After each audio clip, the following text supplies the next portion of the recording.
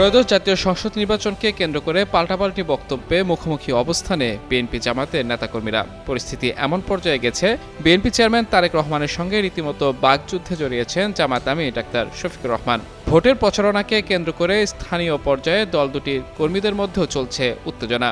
এই মুহূর্তে আলোচনার কেন্দ্রে 12 ফেব্রুয়ারি নির্বাচনে কোন দল কত আসন পাবে, কে হবেন প্রধানমন্ত্রী, সরকার গঠনে নেতৃত্বে থাকবে কোন দল।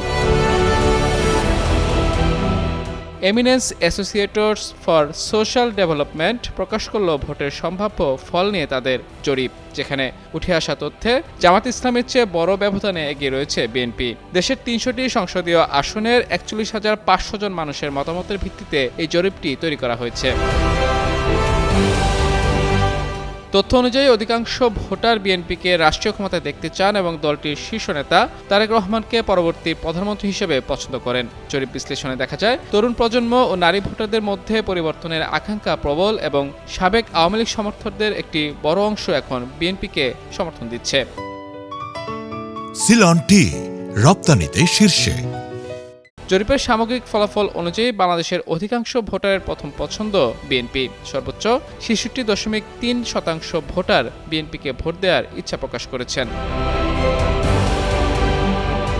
এর বিপরীতে জামাত ইসলামী 11.9%, এনসিপি 1.7%, জাতীয় পার্টি 0.4% এবং স্বতন্ত্র প্রার্থীরা 2.6% সমর্থন পেয়েছেন। জরিপ অনুযায়ী নির্বাচনে বিএনপি নেতৃত্বাধীন জোট একক সংখ্যাগরিষ্ঠতা নিয়ে প্রায় 208টি আসনে জয়লাভ করতে পারে। এছাড়া জামাত ইসলামী নেতৃত্বাধীন জোট 46টি, জাতীয় পার্টি 3টি, অন্যান্য দল 4টি এবং স্বতন্ত্র প্রার্থীরা 17টি আসনে জয়ী হতে পারে বলে ধারণা করা হয়েছে।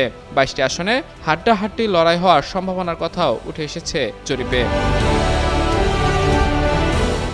পরবর্তী প্রধানমন্ত্রী হিসেবে সর্বোচ্চ 68% উত্তরদাতা তারেক রহমানকে সমর্থন করেছেন, আর শফিকুর রহমানের পক্ষে 14% এবং নাহিদ ইসলামের পক্ষে 2% উত্তরদাতা মত দিয়েছেন। নারী ভোটারদের মধ্যে বিএনপির জনপ্রিয়তা উল্লেখযোগ্যভাবে বেশি, যেখানে 71.1% নারী ভোটার দলটিকে সমর্থন দিচ্ছেন। জরিপে 18 থেকে 30 বছর বয়সী তরুণ প্রজন্মের অংশগ্রহণ ছিল 37.2%। আওয়ামী লীগ ভোটারদের অবস্থান নিয়ে জরিপে বলা হয়েছে, পূর্বে আওয়ামী লীগকে সমর্থন দেয়া ভোটারদের একটি বড় অংশ এখন পরিবর্তনের পক্ষে। এদের মধ্যে 80% আসন্ন নির্বাচনে বিএনপিকে এবং 15% জামাত ইসলামীকে ভোট দেওয়ার আগ্রহ প্রকাশ করেছেন।